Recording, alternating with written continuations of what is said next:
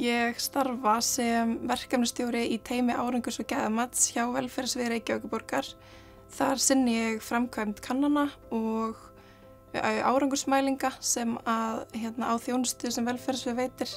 Ég valdi þetta nám og ég vildi hafði mikinn áhuga á þessu að reyna að tækla þessi samfélagslegu vandamál með tækjum og tólum sálfræðinnar og ég varð ekki fyrir vonbrigðum. Það sem ég finnst nýtast mér úr þessu námi í starfi helst þessi góði undirbúningur fyrir rannsóknarvinnu, allt frá því að undirbúa rannsóknir og kannanir eins og að gera spurningalista, að miðlun og kynningu á niðurstöðum á skýran hátt.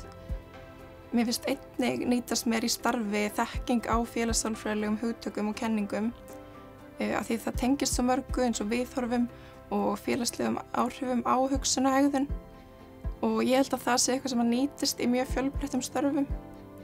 Námið í félagslegri sálfræði hefur nýst mér ótrúlega vel í starfi, til dæmis í því sem ég að gera núna, í verkefnastjóri í velferðartækni, að nýta að tækla þessi samfélagslegu vandamál með tækjum og tólum sálfræðinnar og læra einhvern veginn að nota þekkingu og skoða ritrýndar greinar og nota tölfræði og svoleiðis til hagnýtingar í það að leysa einhver svona samfélagslega vandamál. Ég myndi hvetja fólk með þessa menntun til að sækja störf þó það sé ekki endilega auglýst eftir félagslegum sálfræðingi því ég held að þetta sé þekking og færni sem nýtist í mjög mörgum störfum.